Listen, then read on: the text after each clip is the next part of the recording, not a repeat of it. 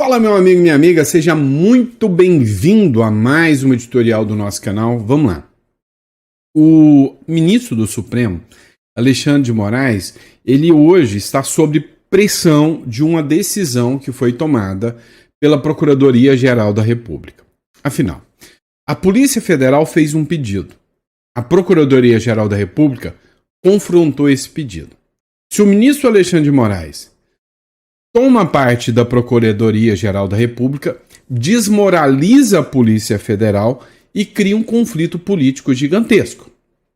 Se, por outro lado, ele não aceita o pedido da Procuradoria-Geral da República e pende para o lado da Polícia Federal, ele pode ser acusado, no futuro, de não estar obedecendo à lei e pode sofrer até mais pressão, inclusive dos Estados Unidos, se ele opta em ficar do lado da Polícia Federal. Vou te explicar essa situação.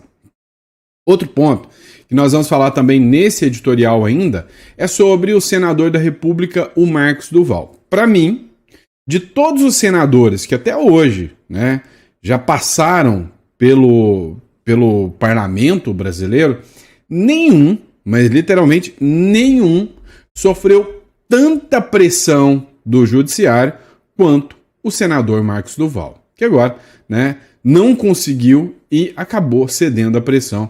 Nós vamos falar sobre isso aqui com vocês. Então, vamos falar também sobre a questão da Venezuela, enfim. Esse sabadão abençoado a gente tem informação de relevância para vocês. Então, vamos lá. Hoje é dia 30 de agosto. Esse é o nosso primeiro editorial do dia atrasado. Eu sei, tá? Tô me organizando. Vocês sabem que eu não gosto disso, mas eu atrasei todos esses dias, por causa de outros compromissos. Mas agora, a partir de amanhã ou da semana que vem, de segunda-feira, vai estar tudo organizadinho, tudo adequado, tá? Foi algumas intempéries, dentro dos meus negócios aqui, das empresas e do escritório, que acabou me tomando um tempo. Mas agora tá tudo tranquilo, tá tudo light.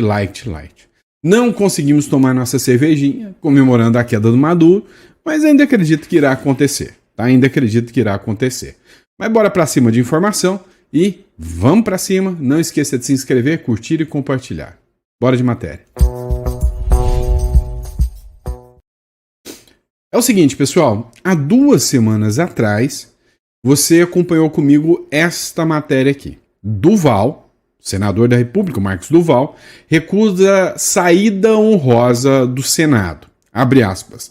Não negocio com bandido. O que aconteceu? O senador, o Marcos Duval, ele tinha uma proposta que foi levada até ele pelo Davi Alcolumbre, que articulou com o ministro Alexandre de Moraes. Não sei se você sabe, o Davi Alcolumbre é muito amigo do Marcos Duval. Então, o Davi Alcolumbre tentou articular para que as ações do ministro Alexandre de Moraes parassem contra o Marcos Duval. Só para você entender a situação do Marcos Duval, o Marcos Duval teve uma multa aplicada contra ele de 50 milhões de reais. O porquê, ninguém sabe a justificativa dessa multa. O Marcos Duval teve contra ele a apreensão de todo o seu salário, o que em todas as convenções é considerado até abuso, porque você tira o direito alimentar da pessoa. Sem contar que nós estamos falando de um senador da República que foi eleito pelo povo. Não pode ser tolhido dessa forma, Assim, é um absurdo. E aí, sem contar que o Marcos Duval, perdeu todo o seu mandato, verba de gabinete, ou seja, ele foi literalmente neutralizado. O Davi Alcolumbre falou o seguinte: olha, o que a gente entende é que o ministro Alexandre de Moraes sente-se incomodado pelo mandato do Marcos Duval. Então o Davi Alcolumbre teve até o Alexandre de Moraes, teve um diálogo, uma espécie de um acordo ali. Neste acordo, propôs o seguinte: olha, vamos suspender o seu mandato, você vai pedir para sair do Senado, você vai abandonar. E aí o ministro Alexandre de Moraes tira as restrições, você dá a linha, vai embora e fica por isso mesmo. O Marcos Duval falou: não, eu não vou negociar com bandido, eu não quero isso, eu não vou abrir mão do mandato de forma alguma.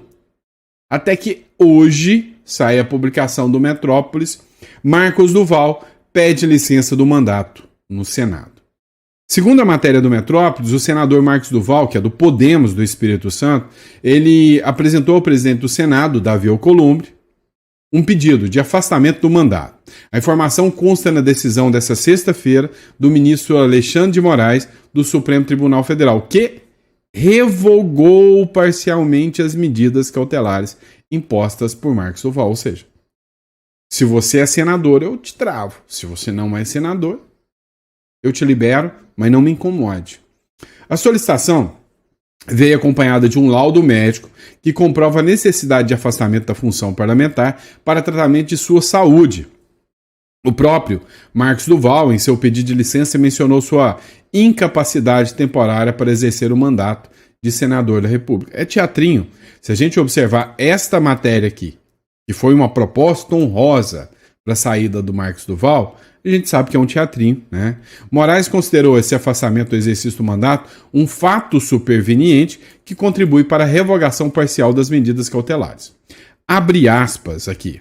Além disso, conforme salientado pelo Senado Federal, há fato superveniente que afasta a possibilidade do senador Marcos Duval influenciar na investigação criminal ou na aplicação da lei penal, uma vez que, com fundamento no artigo 56 da Constituição e do Regimento Interno do Senado, solicitou o afastamento do exercício do cargo.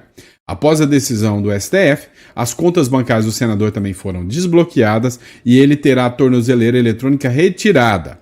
Duval estava usando tornozeleira, teve as contas bancárias e verba de gabinete bloqueadas. A decisão se dá após o presidente do Senado, Davi Alcolumbre, solicitar que a Advocacia Geral do Senado entrasse com recurso no STF para atenuar as cautelares impostas a Duval.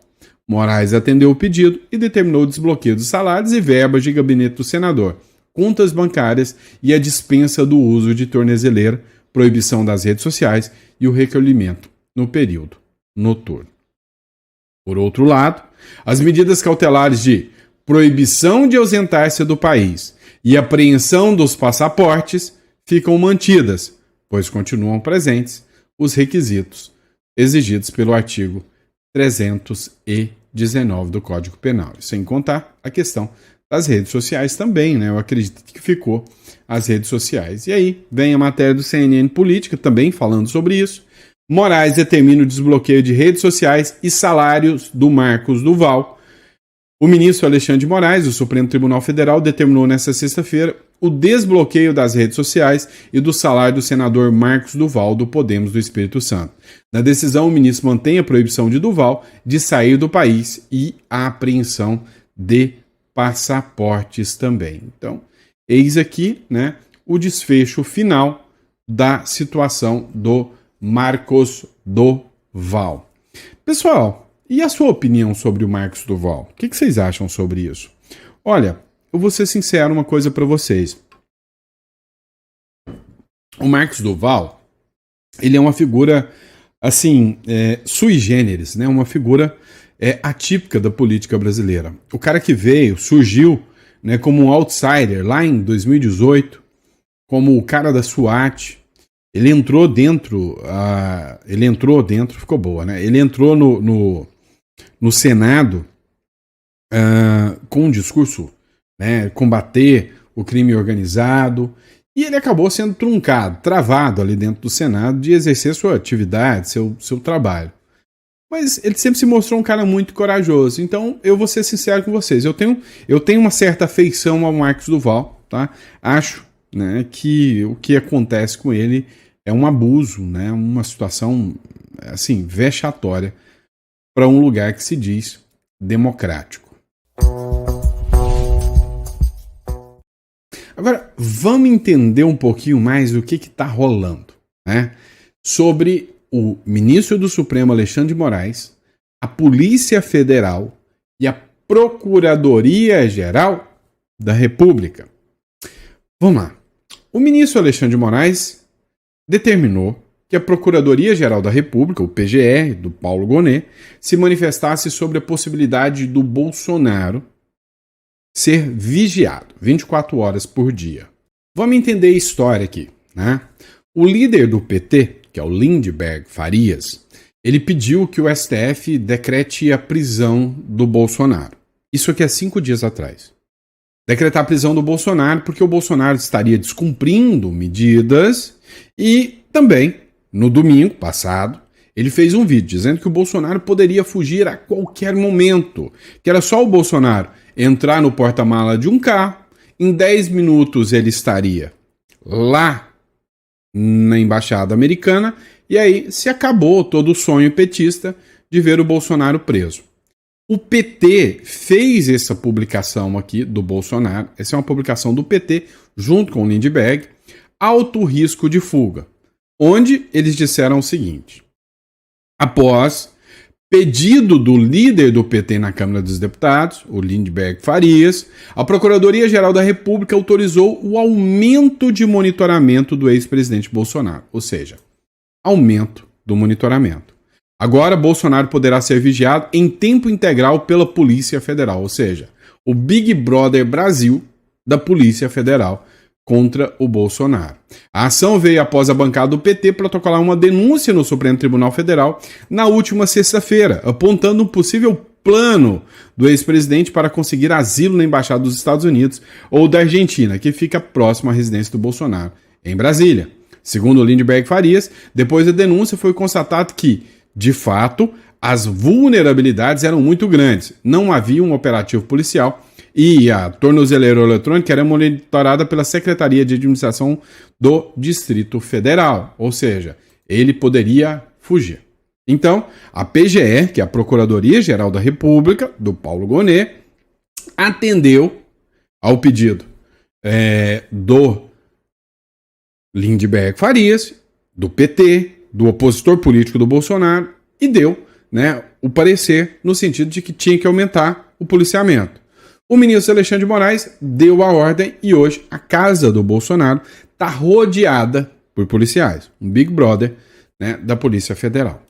Só que a Polícia Federal não o suficiente, tudo isso, a própria Polícia Federal pediu para que os policiais ficassem dentro da casa do Bolsonaro. Imagina o Bolsonaro ali no banheiro, naquele momento, aquele momento ruim da vida da gente, e aí um policial do lado de fora, com a família lá dentro, dentro da casa, o policial. Pois é, a matéria da Gazeta do Povo, o pedido da PF por policiais na casa de Bolsonaro fere a privacidade e não tem qualquer base técnica. Olha, foi uníssono. Tanto juristas de direita, quanto juristas de verdade, eu não estou falando militante mequetrefe, não, estou falando jurista, quanto juristas de esquerda, sério, falar, não, isso, aí até isso passou dos limites, espera aí que não dá para ser assim. Então, mandar, a Polícia Federal pediu que os policiais ficassem dentro da casa do Bolsonaro. Mandou o pedido para a Procuradoria-Geral da República, para o Moraes, que mandou para a Procuradoria-Geral da República e falou: Procuradoria, se manifeste. Pois é, a Procuradoria-Geral da República se manifestou. A PGR é contra a presença de agentes da PF dentro da casa de Bolsonaro. Ou seja, a Procuradoria-Geral da República, nem ela colocou a mão nessa cumbuca aqui, Macaco velho não põe a mão na cumbuca. Matéria do Tempo. Gonet vê risco de fuga, mas descarta policiais dentro da casa do Bolsonaro. Nem os policiais, nem os casos de traficantes mais perigosos do Brasil, do mundo, tiveram uma violação de privacidade tão grande quanto essa de colocar policiais dentro da casa. A casa é asilo inviolável, isso aí está na Constituição. Tá? Então, assim, você colocar para uma pessoa cumprir e colocar gente lá dentro, por exemplo, o Collor está prisão domiciliar. Alguém colocou lá dentro da casa dele, da mansão que ele mora, policiais lá dentro? Não colocaram. Então, sim, viola todos os preceitos da dignidade da pessoa humana. É simples, tá? E aí, vem a matéria da Folha de São Paulo para tentar argumentar, toda essa parafernália toda. A Polícia Federal tem uma justificativazinha, né? Qual é a justificativa da Polícia Federal? Ela teme que o Bolsonaro pule o muro do vizinho para fugir do condomínio.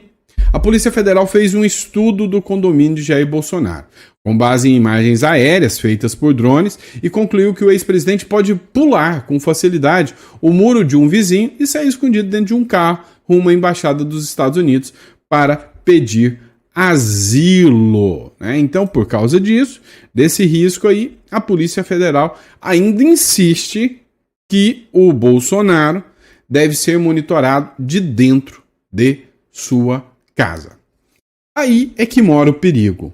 Se o ministro Alexandre de Moraes acata o pedido da Polícia Federal e determina dentro da casa do Bolsonaro, escancara ainda mais para o mundo um pedido ilegal que viola a dignidade da pessoa humana, que viola todas as regras de direito. Não existe essa previsão legal dentro do direito brasileiro. E aí é óbvio que dá mais um motivo e um argumento para aplicações de sanções, como, por exemplo, a Lei Magnitsky contra ele, né? Ou seja, uma pressão ainda maior, vai criar uma ruptura ainda maior.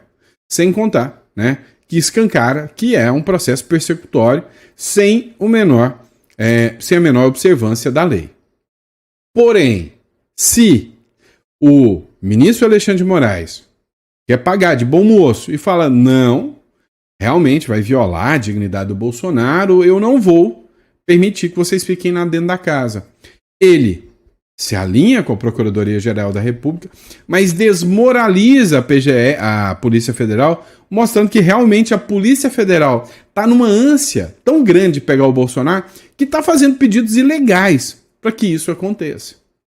Então, essa decisão do Procurador-Geral da República, desalinhando, né, um pouquinho do regime, acabou por gerar um mega de um conflito interno dentro do próprio regime.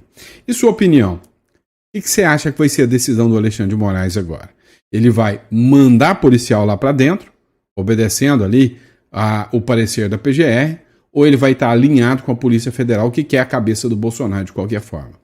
Eu acho, se isso for uma aposta, que ele vai para o lado da Polícia Federal e vai tacar a gente lá dentro da casa do Bolsonaro. Qual que é a sua opinião? Coloca aí no comentário.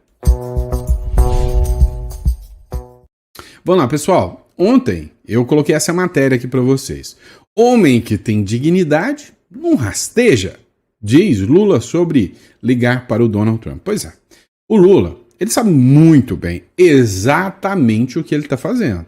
Tem gente que fala, nossa, mas o governo é incompetente para administrar a economia brasileira. Opa, pero no mucho, não pensa que é assim não, porque na verdade eles sabem exatamente onde eles estão pisando. O que eles querem é isso mesmo. Eles precisam de um argumento para justificar a economia destroçada que será entregue para a gente, no máximo em 2027. É só olhar qualquer economista sério que vai colocar esse posicionamento aí para vocês, né? Mas, entretanto, todavia, contudo, a gente precisa prestar atenção em alguns pontos importantes. Será mesmo que esse discurso do Lula de que eu não rastejo para ninguém, né? Eu não faço isso, eu não me imploro para ninguém, eu sou o Lula, o Todo-Poderoso, eu não vou implorar para ninguém, é verdadeiro? Dá uma olhada no que o Ivan Kleber falou aqui e o que a Sky News colocou sobre o Brasil. O Brasil implora para que empresas participem da COP30, diz matéria da Sky News. Ou seja, o Brasil está tão vergonhoso num evento que eles estão fazendo que ninguém quer participar disso aí. Dá uma olhada nessa matéria do Ivan Kleber aqui. O Brasil está implorando para que as empresas participem da COP30, é o que diz uma matéria da emissora Sky News no Reino Unido. Isso por conta de um certo afastamento, distanciamento das empresas das políticas ambientais e também de políticas do presidente americano Donald Trump. Contudo, a matéria diz o seguinte, abre aspas, mesmo antes de Trump assumir o cargo, empresas de tecnologia estavam abandonando discretamente metas climáticas para priorizar a inteligência artificial, que consome muita energia. E mais, a matéria também diz que a COP30, a equipe da COP30, escreveu aos líderes empresariais pedindo que eles dessem um passo à frente, não para trás, e viajassem para Belém, apesar dos desafios logísticos do pano de fundo de incerteza sistêmica. Eu sou Ivan Kleber, falo diretamente de Londres, no Reino Unido, e hoje é sábado, dia 30 de agosto de 2025. Muito obrigado pela audiência. Pois é, vocês acham mesmo que adianta o Lula implorar, que adianta o Lula pedir para que as empresas vão? Não vão. O mercado não funciona assim. O mercado, né, ele observa o que é vantajoso, o que não é vantajoso, e aí depois ele toma a decisão. E aí cá entre nós. Apostar no governo Lula, eu entendo que não é uma medida. É nem um cadiquinho vantajosa. Vamos lá, pessoal. Ontem, o Eduardo Bolsonaro participou de uma entrevista no jornal Metrópolis, onde ele falou um pouco sobre sair do PL caso o Tarcísio venha a ser candidato em 2026. Dá uma olhada nesse trecho da matéria e eu volto para tecer alguns comentários com vocês. Deputado, o senhor já disse que pode sair do PL se o Tarcísio for para o PL para disputar a presidência da República. Se o senhor sair do PL, vai todo mundo da família junto ou só essa é uma posição pessoal do senhor? Essa foi uma nota que saiu na imprensa, né, fruto de um depoimento, né, uma fala do Paulo Figueiredo. De fato é algo que a gente pensa, porque da maneira que as coisas estão caminhando, existe um direcionamento para apagar a família Bolsonaro do cenário político. É o Bolsonaro preso, né, censurado, são os filhos sem poder concorrer, a continuar nessa batida, né, vou me colocar aí centenas de anos de cadeia para não poder retornar ao Brasil, e no máximo que a gente vai conseguir vai ser alguém da família virar senador ou deputado, mas totalmente fora do jogo. Por exemplo, o Tarcísio, se ele for eleito, né, fica difícil você ter uma participação nossa. Pergunto a você, qual é o secretário bolsonarista, né, que existe dentro do governo do Tarcísio? Não tem. Pessoal, acaba que o Eduardo Bolsonaro foi muito criticado pelos apoiadores do Tarcísio por causa dessa fala dele aqui no jornal Metrópolis, né? Ele disse o seguinte, olha, o pessoal está falando o seguinte, olha, o Eduardo Bolsonaro está num projeto de família. Por exemplo, mas qual seria o deputado bolsonarista? Qual seria, né, o secretário bolsonarista que o Tarcísio colocou?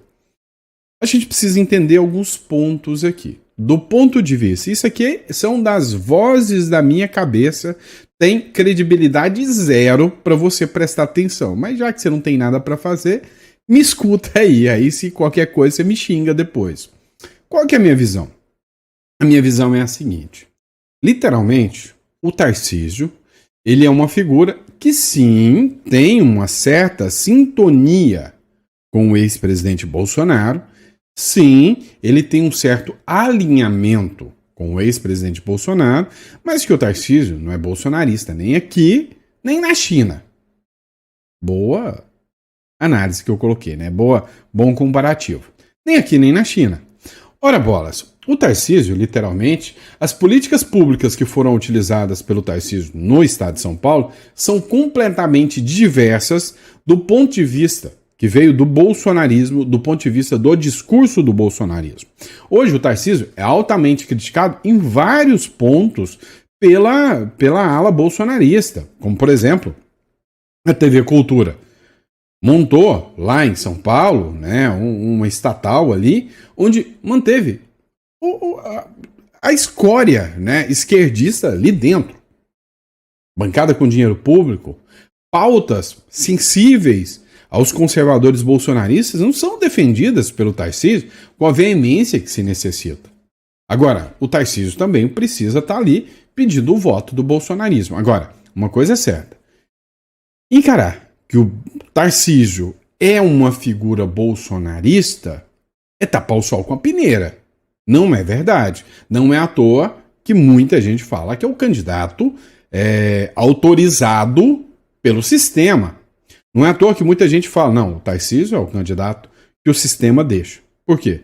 Porque joga de acordo com algumas regras do sistema. Então, muita gente criticou o Eduardo Bolsonaro por causa dessa fala. Agora, eu, particularmente, não vi ele falando nenhuma mentira nessa fala dele aí. Falei errado? Você concorda comigo ou discorda? Vamos lá, pessoal. Matéria do SBT News. Essa aqui é boa, ó. Navio de guerra dos Estados Unidos atraca no canal do Panamá em meio à tensão com a Venezuela. Cara, assim, eu tenho uma visão talvez sui generis da questão da geopolítica aqui na região. O crime organizado aqui, ele é utilizado para fomentar a existência da esquerda aqui na América Latina.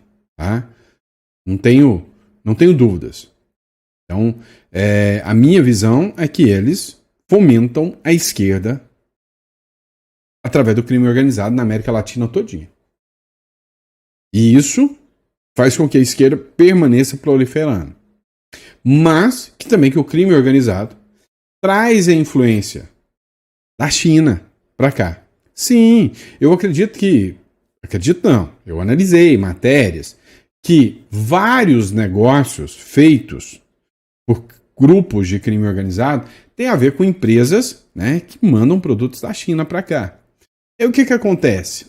Os Estados Unidos, ao colocar esse sistema de proteção aqui na América Latina contra o crime organizado, ele está, de certa forma, desesquerdizando a região e tirando a influência da China. Exemplo, o Canal do Panamá. Hoje, os Estados Unidos chegou a fazer ameaças sobre o Panamá de que ele estava entregando a administração do Canal do Panamá para os chineses. E ali passava vários produtos contrabandeados dos chineses. E a gente está falando que crime organizado, pessoal, não é só tráfico de drogas, não. Quando eu falo de crime organizado, eu estou falando de produtos pirateados, contrabandeados. Isso também tem muito, vocês sabem disso. Ou quem nunca viu aí os produtos piratas da China, né? Então, os Estados Unidos, ao colocar esses navios na região do Panamá, ele também tenta fazer um filtro do comércio ilegal, tentando minar também a economia chinesa, né, e a influência chinesa aqui dentro da América. A gente viu casos, como essa semana, né, que uma empresa aqui dentro do Brasil, na região de Niquelândia, em Goiás e alguns outros estados, teve uma oferta de uma empresa holandesa, se eu não me engano, de 900 milhões de dólares. Mas ela ainda optou por vender para uma empresa chinesa por 500 milhões. E aí a gente tem aqui a notícia da Operação Carbono Oculto, que tratou de atacar ali o PCC e o crime organizado, que empresários, fazendeiros precisavam vender suas empresas e suas fazendas mais barato do que o mercado, ou às vezes nem queria vender, porque o PCC vinha e fazia ameaças. E aí a grande questão é, por que venderam produtos mais baratos?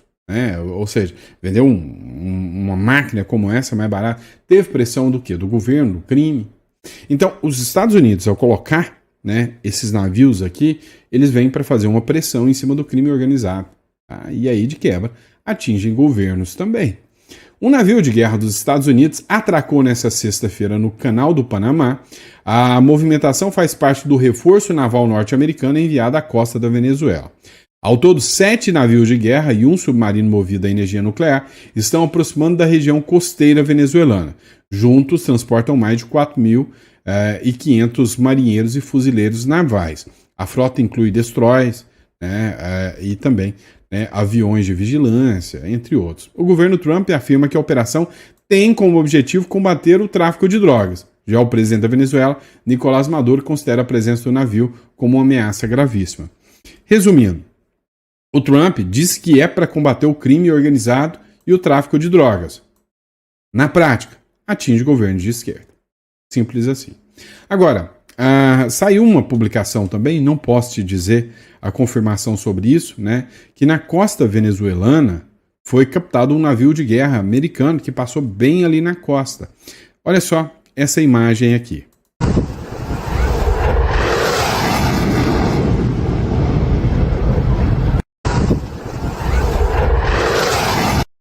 Ó, é a matéria diz o seguinte: avião militar dos Estados Unidos captado né, numa praia venezuelana.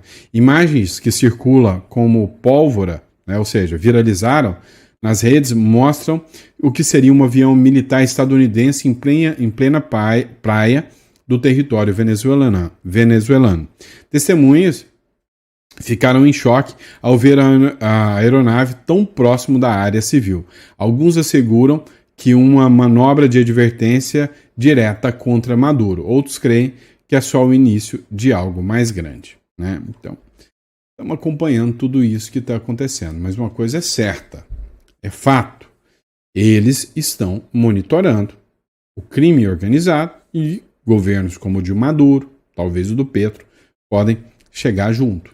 E aí o Ivan Kleber fez a última publicação aqui, ó.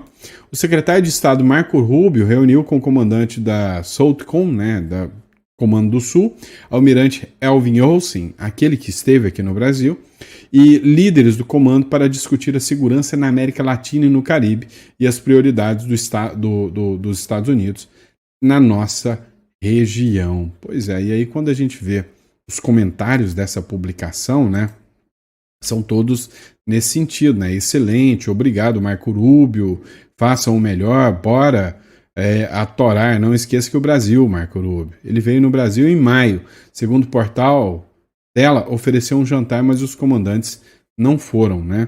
Nunca brinque com um nome latino como esse aí, tanto na versão masculina, tanto na feminina. Pois é, eu não entendi o que ele quis dizer aqui não, mas a grande verdade é que sim, há um alerta total na região de quais seriam as medidas dos Estados Unidos a partir de então. Tá certo? Grande abraço, pessoal. Fiquem com Deus e até o próximo editorial. Obrigado pela confiança e eu volto daqui a pouquinho com mais um editorial para vocês.